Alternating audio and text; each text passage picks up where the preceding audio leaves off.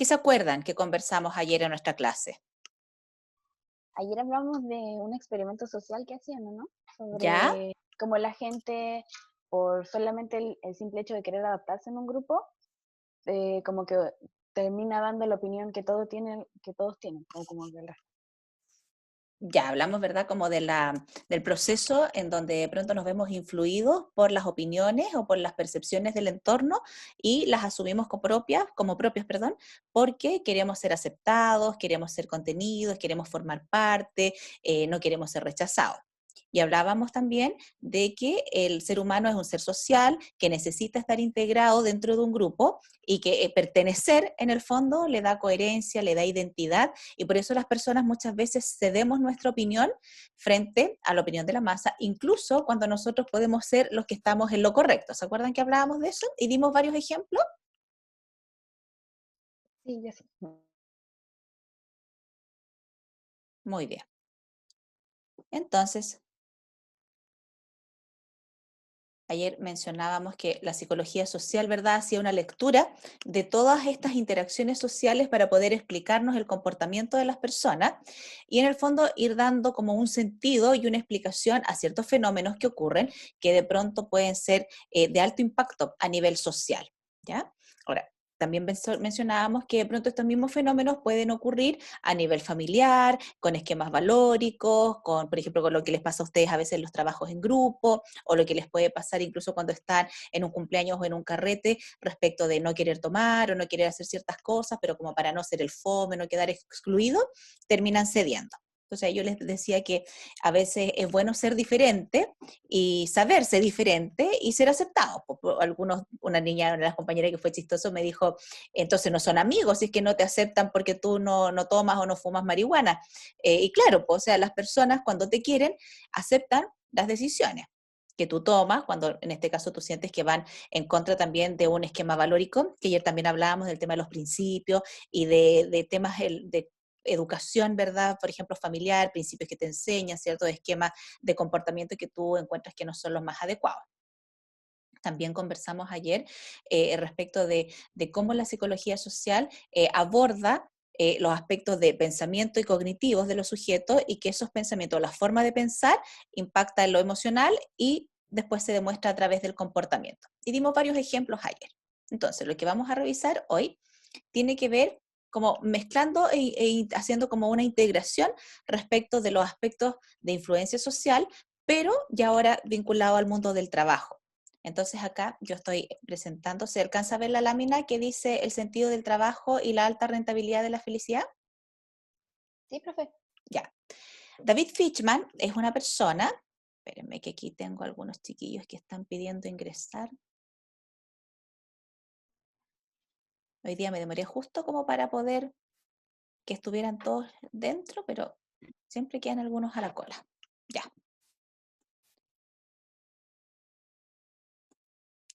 Entonces les hablaba de que hay un teórico que se llama David Fitchman, él es un peruano que tiene bastante literatura respecto de cómo se mueven las organizaciones aquí a nivel latinoamericano y plantea cosas bien acertadas porque habla del liderazgo, pero obviamente que contextualizándolo al tipo de organización que está en Latinoamérica, habla del desarrollo de personal y también habla de cómo los sujetos, en la medida que se sienten satisfechos y felices con lo que hacen, también se vuelven personas más rentables, ¿ya?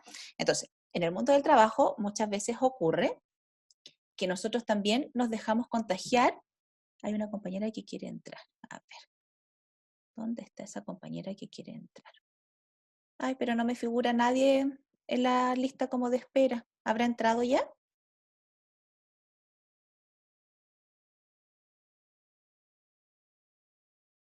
Yo creo que sí, ¿verdad?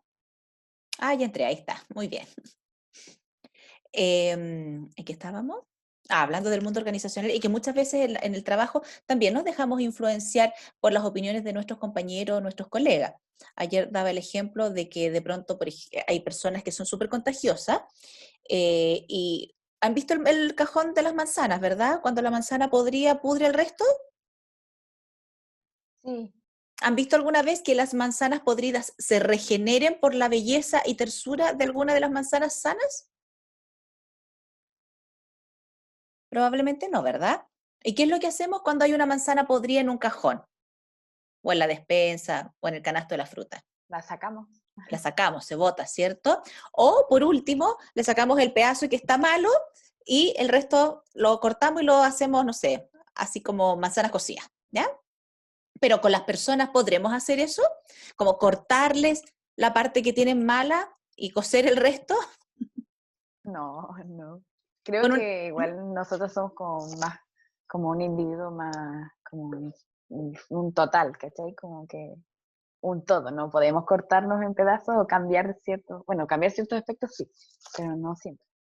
Claro, pues hay aspectos que a veces son más complejos porque implican un cambio mucho más profundo y estructural, ¿ya? Porque hablo de estructural, porque nosotros ya lo vamos a ver la próxima semana, pero los seres humanos somos, imagínate así como una esfera partida por la mitad, en donde nuestra personalidad es la esfera y hay un 50% de nosotros que tiene una herencia del ambiente y hay un 50% que tiene de una herencia genética. Entonces, en base a esos dos elementos, que son los constitutivos o los bases, se va formando la estructura de personalidad.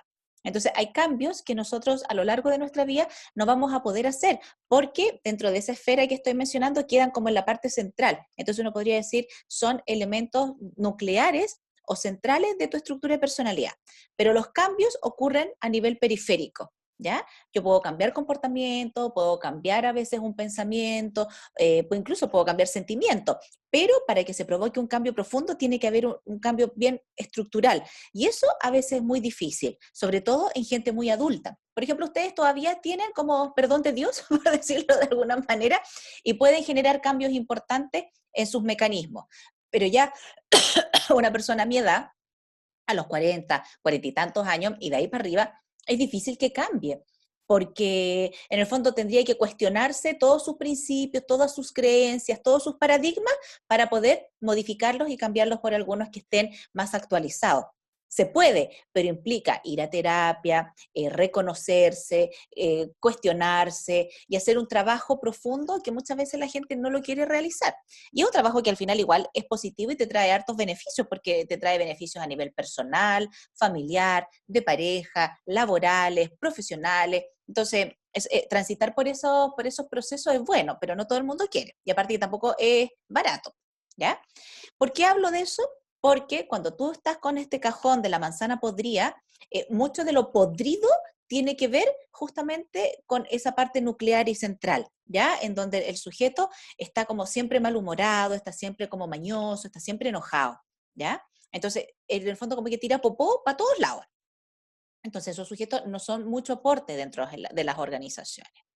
Otra cosa que quiero explicar antes de que veamos acá el gráfico que tenemos es que nosotros, si pensemos que en respecto de nuestro funcionamiento social, somos como un continuo, es como una línea recta, donde en un polo tenemos los comportamientos que son más de resignación y en otro polo tenemos, todo polarizado, tenemos los comportamientos que son más de resentimiento, ¿ya? Entonces, las personas pasamos como por etapas en donde vamos fluctuando y vamos teniendo distintas apreciaciones de cosas que van ocurriendo y podemos ir polarizándonos en uno u otro extremo de esta recta. Si yo pienso en comportamientos de resignación de los sujetos o de frases que uno escucha, ¿qué ejemplos ustedes me pueden dar?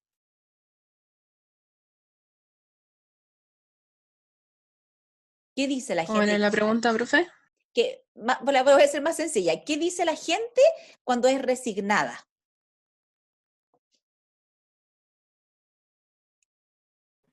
¿Qué le voy a hacer?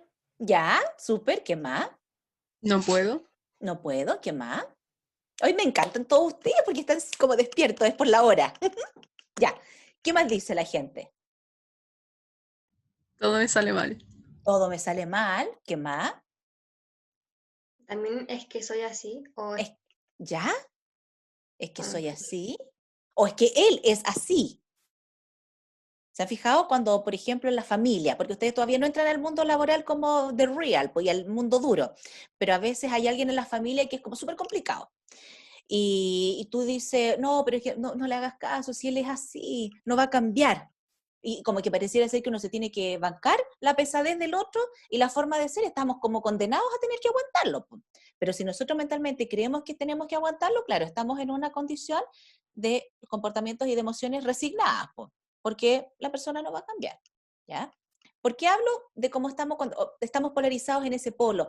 Porque muchas veces nosotros aprendemos socialmente ese tipo de discursos y ese tipo de pensamientos. Y los aprendemos porque los hemos escuchado o en nuestros papás o en nuestras abuelitas, e incluso a veces en la escuela antigua habían docentes que eran muy castigadores. Entonces trataban de tonto, de feo, de que era bueno para nada el alumno, de que iba a terminar siendo mediocre, que iba a ser un delincuente. Entonces cuando tú recibes del entorno ese tipo de información, claramente que te deprimís y quedáis como súper achacado y te ponías a pensar que en realidad no haces nada bueno y que tampoco vas a cambiar. Muchas veces las personas también dicen esta frase que yo la encuentro que es súper como heavy, porque es que cuando la gente es pobre, es que cuando uno es pobre no puede salir de este estado.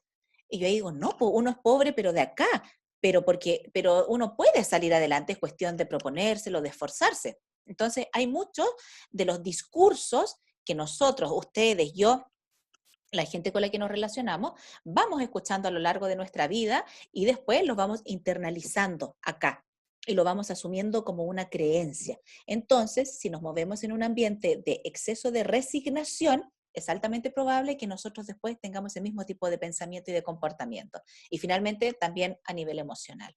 Eso en el extremo de la resignación. Si ahora nosotros nos vamos hacia el otro extremo y pensamos en las frases o comportamientos de la gente que es resentida, ¿qué podemos decir?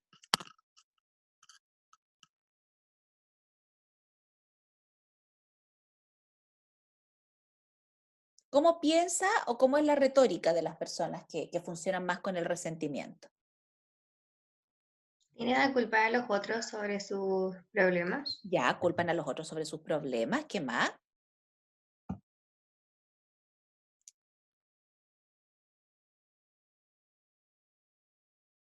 ¿Eso es parecido a una persona oprimida? Yo diría que lo oprimido caía más como en el espectro de las personas como resignadas, ¿ya? En el caso del resentido es como el que, como decía una compañera, le echa la culpa al resto de todo. Pero hay frases características que funcionan y que pueden ustedes también tener de ejemplo. Son rencorosos. Son rencorosos, ¿qué más? Tiran odio,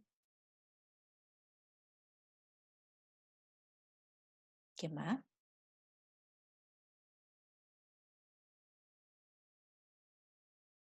Malintencionados.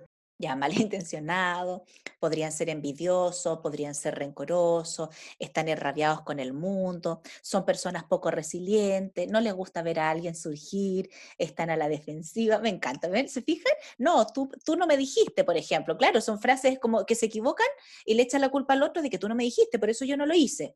Y son personas que finalmente están siempre conectadas con estar enojados con el mundo. Es que el jefe es malo, es que las lucas son malas, es que la pega es mala, es que el sistema es malo, es que el presidente es malo. Puta, todo es malo, po. Y para todo se queja. Y cuando tú los observas y dices, oye, pero tú haces algo por cambiar la situación, no, porque viven en la queja. Mientras que el otro vive con la condición emocional de que nada se puede cambiar. Entonces vive con esa desesperanza, pero el otro vive enrabiado. Ahora, entre la desesperanza y la rabia moviliza, porque es una emoción que gatilla acción, pero por lo general gatilla acciones impulsivas y acciones que son más destructivas. Entonces yo descalifico a los otros, trato con garabato, golpeo a los otros, los desprestigio, vivo enojado, vivo puteando, vivo todo el rato como mal, ¿ya? Por ejemplo, cuando fue el estallido social del año pasado, yo observaba desde mi posición profesional, decía, chuta, hay harto de resentimiento y es válido, súper válido, porque esas personas hasta mejor hasta el momento han sentido que han abusado de ella, que se han aprovechado, y estamos claros que no vamos a hablar de los políticos en esta clase, porque ahí no queda títere parado, pero el punto es que mucho de la rabia que había, que se expresaba el año pasado en el estallido social, tenía una base que era real, ¿cierto? Pero también podría haber sido que mucha gente se contagió de esa rabia y empezó a ser rabioso por cosas que a lo mejor a ellos no les tocaba. Po. Y a veces, a nivel social, a nosotros nos pasa mucho de que nos enseñan a estar o en la resignación o a estar en el polo del resentimiento, pero nos enseñan poco a estar en el plano intermedio de hacernos cargo. Cuando uno dice la frase, hazte cargo, ¿a qué creen ustedes que nos referimos?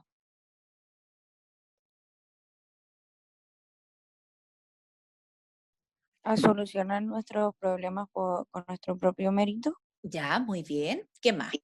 Denme ejemplo. No procrastinar. No procrastinar, claro, no dejar para después lo que puedo hacer hoy día. ¿Si para qué lo voy a dejar para mañana? Mañana tampoco lo voy a hacer. Y hoy puedo. ¿Qué más?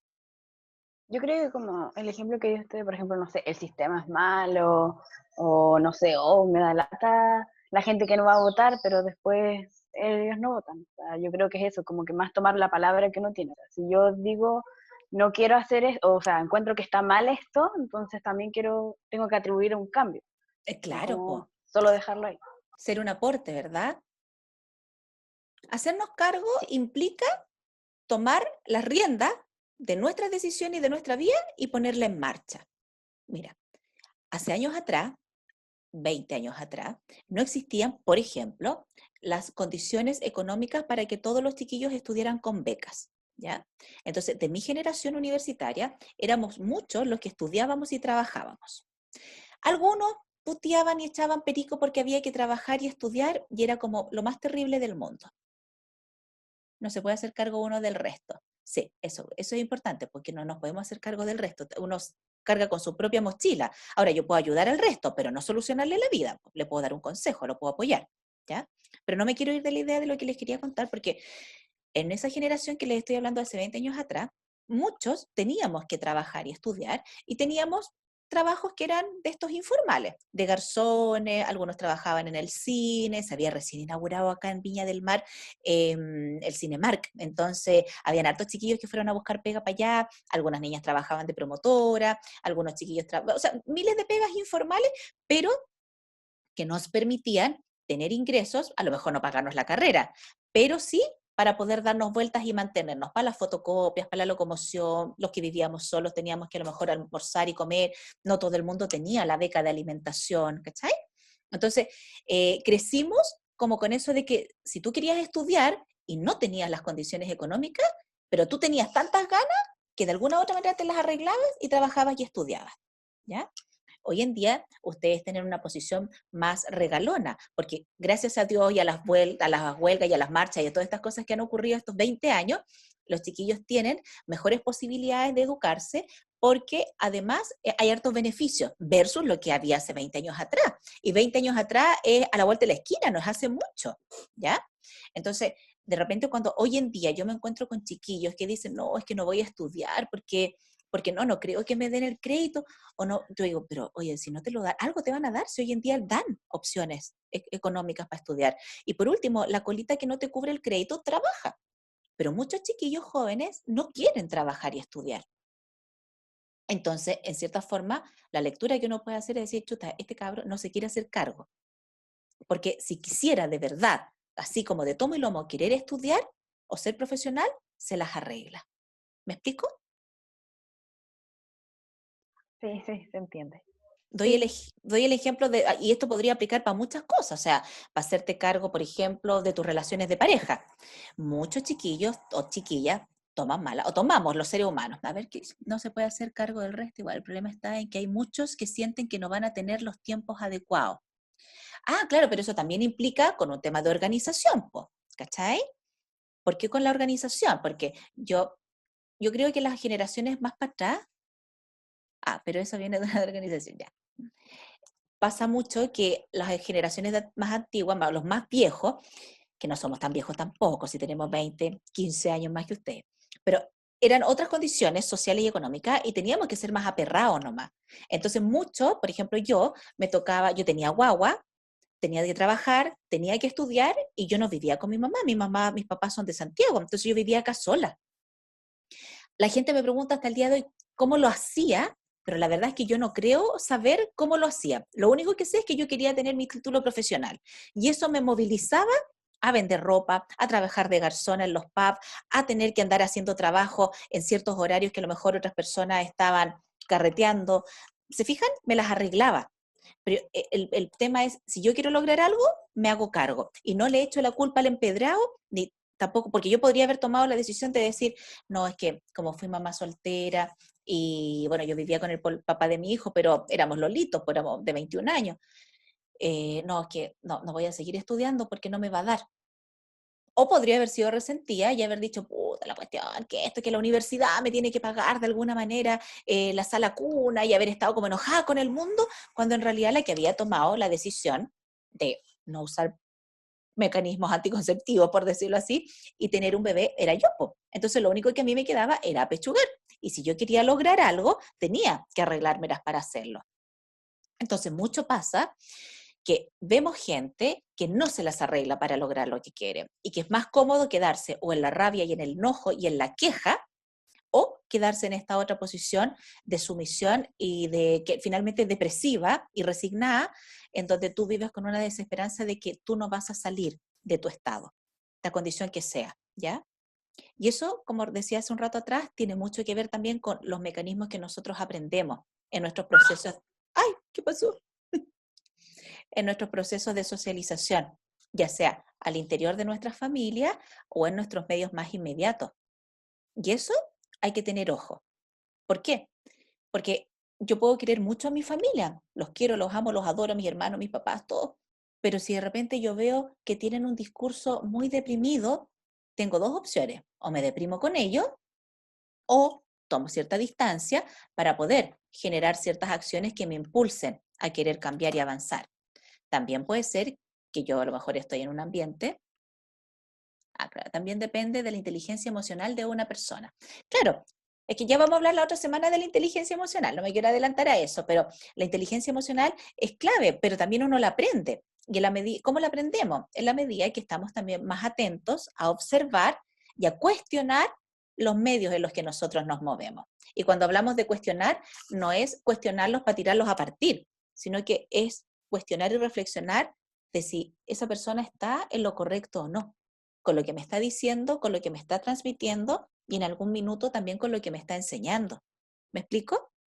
Entonces, si yo estoy de repente en un ambiente donde todo es hostilidad, todo es rabia, por ejemplo, hace años atrás tuve a un chiquillo, que ya no debe ser tan chiquillo, que iba a la universidad y le costaba un montón moverse como entre profesionales porque tenía esta cosa que el papá de él le había dicho como que no, que los ingenieros son prepotentes, los ingenieros porque tienen la ingeniería se creen el descueve y no, que creen que porque son profesionales se las saben todas. Entonces este caballero tenía inconscientemente, porque él no había podido terminar sus estudios universitarios, tenía una rabia y un rencor parido con los que sí eran profesionales. Y él, a través de su discurso y de su queja, había contaminado el pensamiento de su hijo. Y su hijo era tremendamente capaz. Pero este cabro, como también tenía esta resistencia con los jefes, le costaba salir adelante.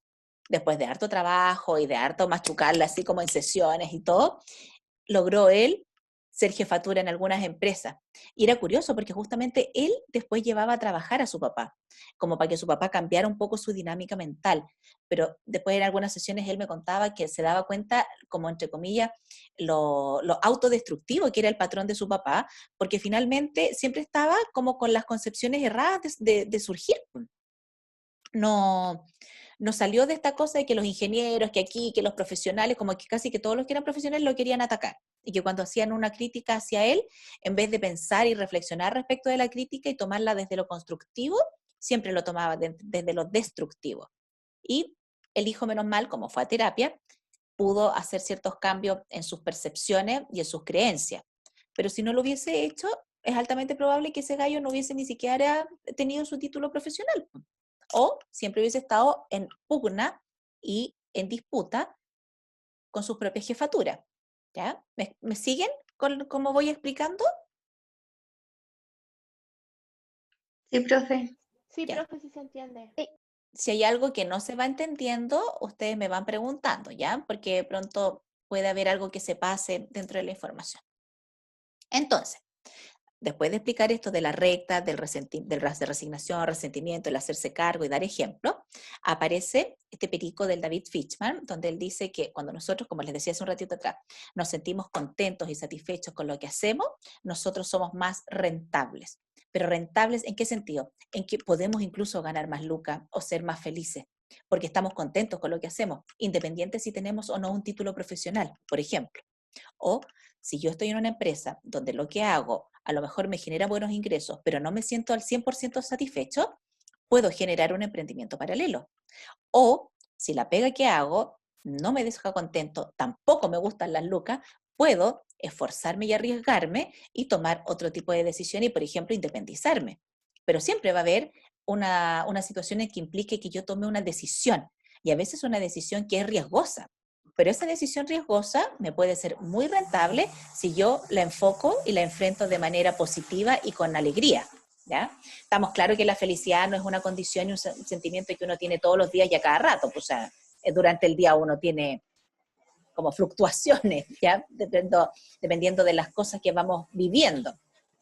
Pero él menciona que hay como 4 estilos que uno puede identificar dentro de las organizaciones respecto de la conciencia que tenemos los seres humanos de nosotros mismos, de nuestros procesos, de nuestras decisiones, y cómo esa conciencia se vincula con la felicidad, con los grados de felicidad y con los grados de satisfacción que pueden tener las personas. Entonces, el nivel más elevado y al que todos nosotros debiéramos tender y por el cual debiésemos trabajar es a ser felices conscientes, ¿ya? ¿Qué significa eso?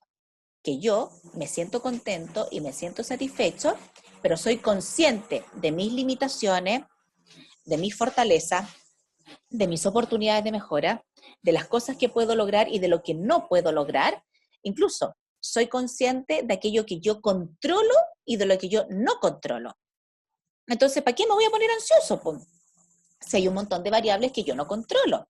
Por ende, cuando yo suelto y dejo fluir y tengo plena conciencia de que hay cosas que yo sí puedo manejar y controlar y hay otras que no, yo como que me sereno emocionalmente y la mente se despeja y puedo tomar mejores decisiones. Y eso también está vinculado a las expectativas que hablábamos ayer, ¿ya? Es como que aterrizo las expectativas, tanto de éxito como de logro, y voy trabajando con expectativas realistas, ¿ya? ¿Esto va a ser complicado? Sí. ¿Va a ser dificultoso? Sí. ¿Van a haber momentos del después? Sí. ¿Van a haber momentos penca? También. ¿Va a implicar más sacrificio? También, pero lo asumo. Lo asumo y lo sé y tengo fe y lo empujo, ¿ya? Ese es el grado al que nosotros debiésemos tender. Por ejemplo, a ustedes en la universidad también les puede pasar que de pronto dicen, oye, no, si la carrera me gusta, pero pucha que hay que estudiar, pucha que hay que hacer trabajo, pucha que hay que ir a clase y todo, pero es como el costo, po. Es el costo de, en algún minuto, tener un título profesional que les permita trabajar en el extranjero, trabajar viajando como ustedes quieren, ganar la plata que ustedes quieren ganar, pero implica hacer algo, llegar a ese estado, ¿ya? El segundo estilo que menciona David Fishman en su libro es el feliz inconsciente. Ese que es feliz, pero que no es consciente de su proceso. No se queja, está como conforme con todo, no hace muchos cambios, pero es como un poco ingenuo, porque él es como el que le ve el lado positivo a las cosas, ¿ya? No se calienta la cabeza, no sufre por las situaciones, ¿ya? Entonces, tiene menos conciencia de las cosas como se mueven a su alrededor, pero se siente más tranquilo y es más feliz. El tercero estilo es el infeliz inconsciente. Es este que se queja, pero no tiene claro y no cacha para nada que él puede hacer cambios, ¿ya? Entonces, este es como el de los peligrosos, porque este es la manzana podrida. El que le echa la culpa al resto, el que siempre se queja del jefe, los que siempre se quejan de los profes. Por ejemplo, cuando uno le va bien en las pruebas, muchas veces dice, es que yo estudié, me saqué una buena nota porque fue mi esfuerzo. Y cuando te va mal, ¿a quién es el primero que le echan la culpa? ¿Al profesor? La prueba estaba muy pelúa, el profe la corrigió mal, el profe se puso muy estricto. En vez de decir, ¿sabéis que en realidad en esta prueba no me fue tan bien porque en esta prueba no estudié mucho o no entendía la materia o al trabajo no le dediqué mucho tiempo? Entonces, como yo no soy capaz de ser autocrítico, tiro para afuera nomás, ¿ya? Entonces sufro, pero soy como medio cegatón, así como un poco de miopía, no tengo conciencia de mis áreas ciegas, de mis limitaciones, ¿ya? ¿Y por qué decía que era la manzana podrida? Porque este es el que contamina, po. el que empieza como a decirle al resto, hoy que el profe es penca, hoy que el jefe es acá, hoy y entonces empieza como a tirar la popó para todos lados, ¿ya? Y el cuarto estilo que podemos encontrar es el infeliz consciente, ¿ya? O sea, el que sabe conscientemente sus limitaciones, pero es infeliz porque no hace nada para cambiarlo. A diferencia del feliz consciente, porque el feliz consciente se mueve, genera cambios, y los cambios que no puede hacer los asume. Entiendo que no puedo cambiar esto, entiendo que esto no lo puedo lograr, pero el infeliz consciente, sabiendo que no lo puede lograr, igual sufre. No puedo cambiar a mi marido como su forma de ser. Sé que no lo puedo cambiar, pero igual sufro. Mientras que el feliz consciente probablemente se termine separando, porque si no lo puedo cambiar y me genera tanto problema, entonces no sigo en esto. Toma decisiones. En cambio, el infeliz consciente no toma decisiones. También está en la queja, ¿ya? Y son personas que pueden sufrir grados de ansiedad que terminan finalmente en angustia y que pueden terminar en grados de cuadros depresivos, porque obviamente se achacan y se bajonean, porque sienten que no pueden hacer nada para que las cosas cambien. Saben que las cosas están mal, saben que no están disfrutando su trabajo, saben que su relación de pareja no está bien, pero no hacen nada, se quedan ahí. Hasta acá, ¿alguna consulta, duda, comentario? ¿Se entiende?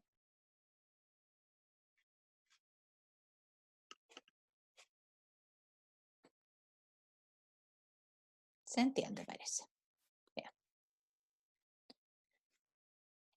La tabla que acabamos de ver les puede servir bastante para sus entrevistas, porque ustedes van a poderse dar cuenta de las respuestas que les vayan dando los sujetos, en qué nivel están, si son felices conscientes, si son infelices conscientes, de acuerdo al tipo de respuesta que ellos les vayan entregando, ¿ya? Y ustedes se van a dar cuenta que el que más les diga, no, es que yo me he sacado la mugre, he apechugado, he aperrado, pero me siento satisfecho con lo que he hecho, y tiene conciencia de lo difícil que ha sido, y conscientemente ha decidido seguir en eso, probablemente ese gallo sí se siente reconocido, sí se siente satisfecho y se siente contento, ¿ya? Y se siente feliz. ¿Ustedes han estado con gente que de repente irradia alegría y está siempre contento y como hasta que te molesta que sean así? No me molesta que sean súper contentos y alegres, me gusta mucho, pero sí he compartido con personas así. Ya, y han compartido con personas que son el polo opuesto, porque se quejan por todo, Sí, totalmente. ¿cierto? Sí, sí. Y de hecho creo que son más las personas que se quejan por todo más que las alegres. Sí, sí, yo también opino lo mismo. Y cuando tú le dices, pero pucha que te quejáis, se enoja.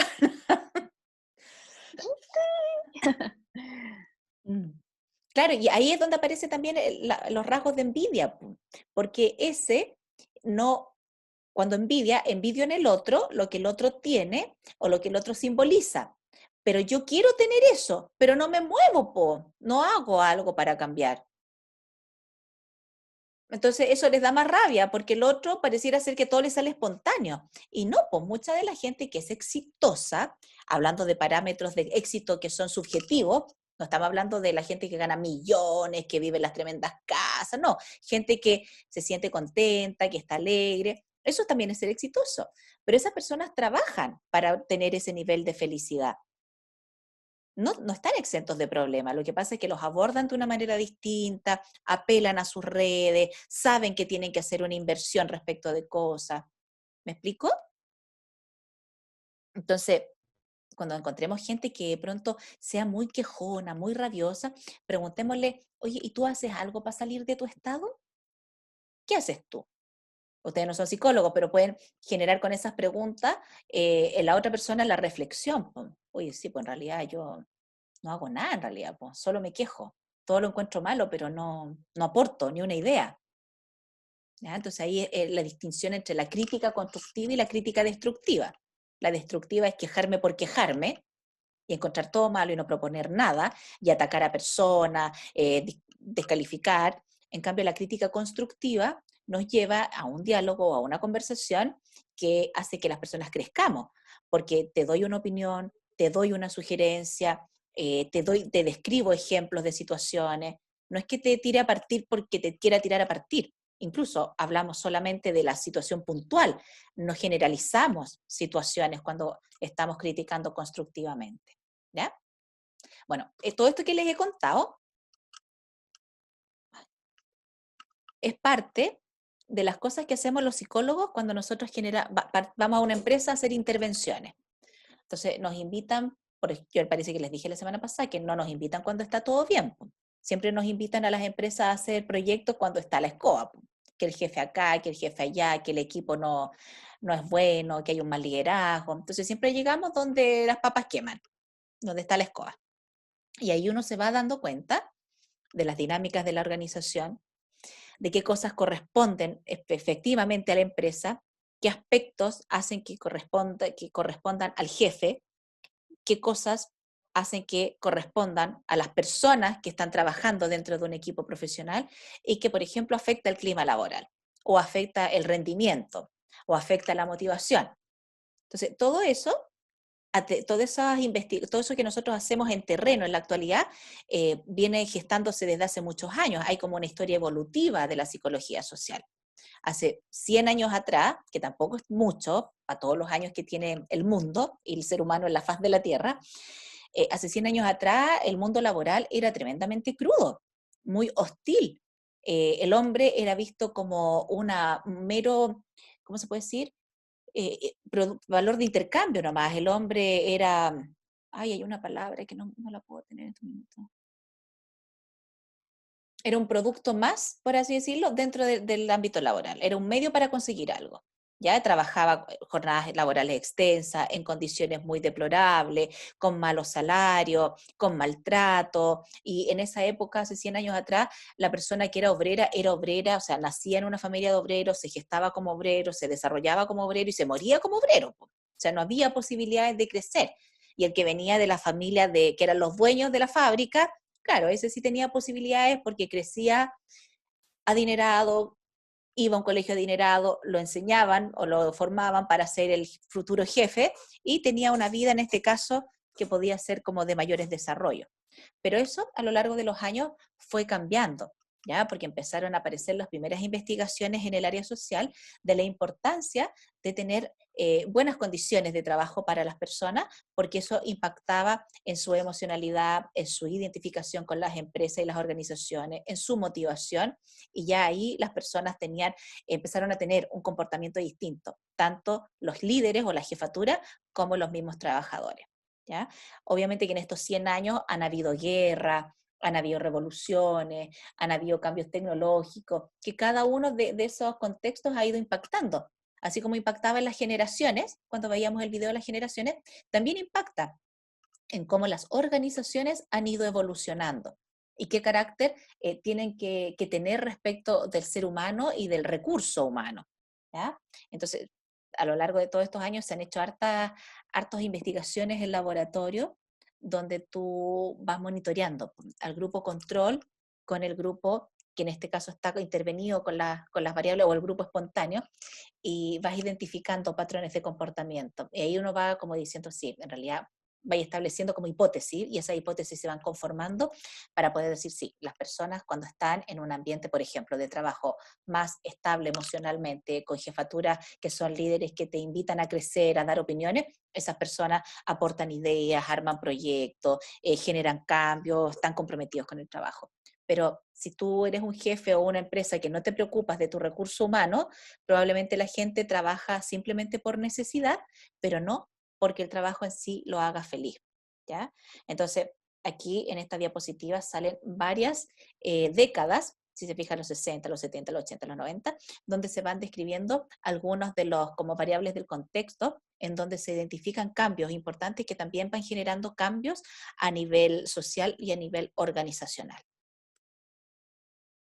¿Alguna consulta, duda? Después ustedes se leen ahí en extenso las diapositivas y les va a hacer como más sentido respecto de estos cambios que yo les estoy hablando. Consulta, duda, comentario.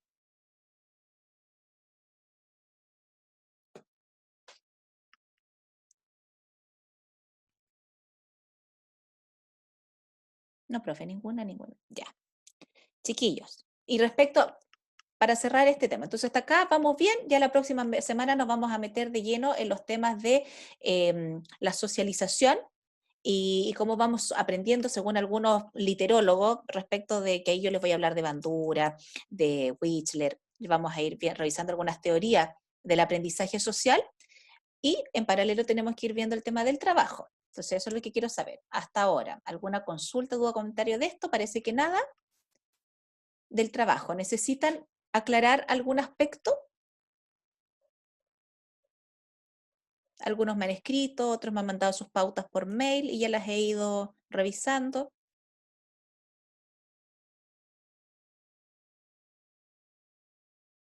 ¿No? Muy bien. Entonces quedamos hasta acá entonces con la clase de hoy. Y nos vemos la próxima semana y ahí ya empezamos con otro tipo de temática. ¿Ya? Los que tengan alguna consulta respecto de sus pautas de trabajo, me escriben, me las envían y yo les voy respondiendo ahí en ese mismo correo. Los que no me han enviado sus grupos de trabajo, pónganse al día, porque ya la próxima semana voy a dar las pautas para el trabajo siguiente. ¿Ya? Acuérdense que a mí me interesa que ustedes traten de avanzar lo más que podamos en cuanto a notas, porque final de semestre va a ser pesado, ya ha sido pesado todo el año, entonces no quiero que mi ramo sea un ramo más de tensión. ¿Ya? Ya, profe. Ya. Ok. Muy bien, chiquillos. Que tengan un muy bonito fin de semana, disfrútenlo mucho, pásenlo bien. Nos vemos.